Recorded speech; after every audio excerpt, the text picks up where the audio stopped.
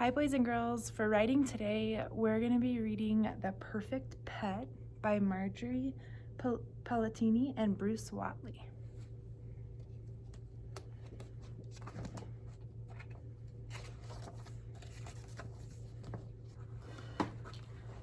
Elizabeth really wanted a pet. Her parents really did not. They gave her a plant instead.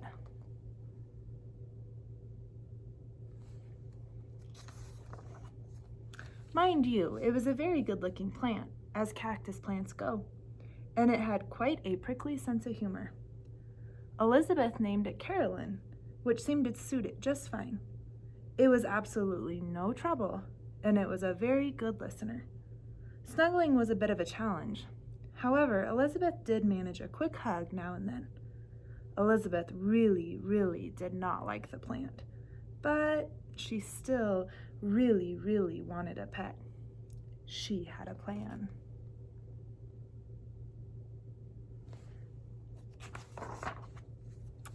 So, how about a horse? Huh? What? Who? Said Father. Who? What? Huh? Said Mother.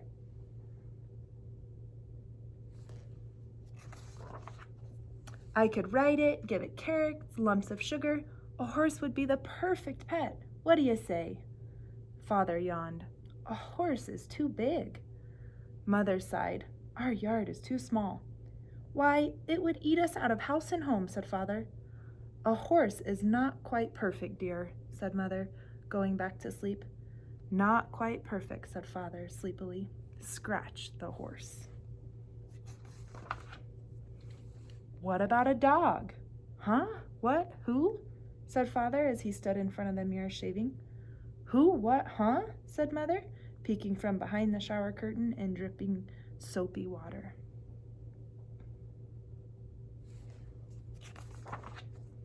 I could take it for walks, teach it tricks, feed it treats, play fetch. A dog would be the perfect pet. What do you think? Father spit shaving cream. Dogs bark. They're much too loud. Mother grabbed a towel.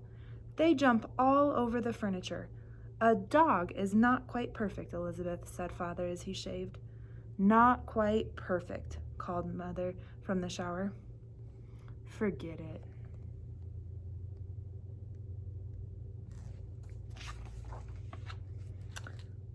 You know what would hit the spot right about now? Asked Elizabeth. I'm thinking a cat. Huh? What? Who? Said Father. Who? What? Huh? Said Mother.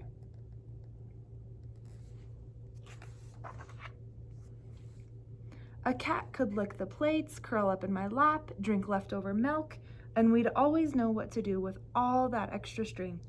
A cat would be the perfect pet. So, how about it? Father picked up the newspaper. Cats scratch. Mother cleared the table. Cats shed all over. A cat is definitely not the perfect pet, said Father. Achoo! I'm sneezing already, said Mother. Cross off kitty.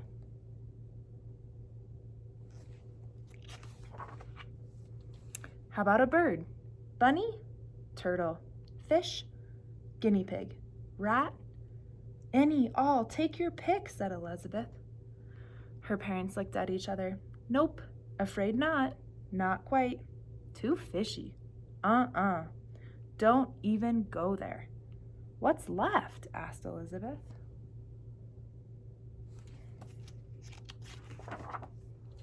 Elizabeth was thinking she would never, ever find the really perfect pet. When, what do you know? She really did. In fact, she almost stepped on it. Right there on her rug, a bug.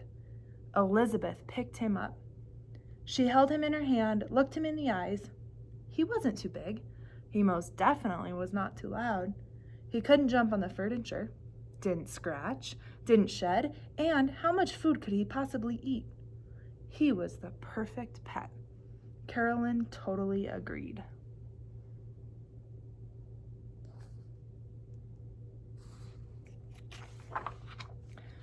Doug moved right into the lovely house in the corner of Elizabeth's room. It had everything a bug could possibly want and more. including his very own cactus plant, as Carolyn was only a hop, skip, and a jump away. He truly enjoyed sunning himself in her sand. Of course, Elizabeth provided him with enough crumbs to satisfy any growing bug's appetite.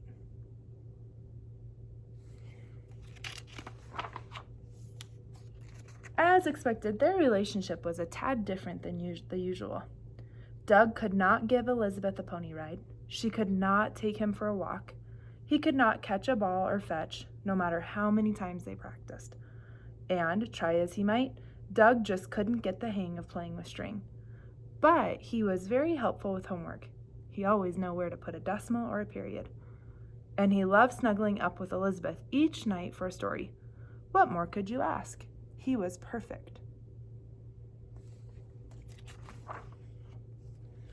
With all those crumbs and plenty of sun, Doug grew by leaps and bounds. He was one big, healthy bug, and then some. The only trouble really, came one Saturday morning, many weeks later. Elizabeth's mother came into her bedroom to get the laundry, and "There's a bug in the bed," she screamed.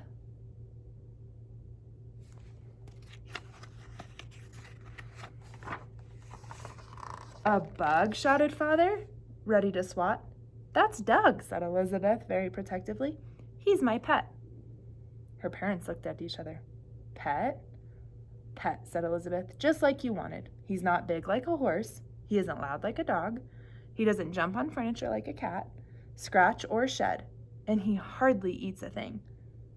"But a bug?" asked Father. "A bug?" repeated Mother. "Doug," said Elizabeth, "and he's perfect."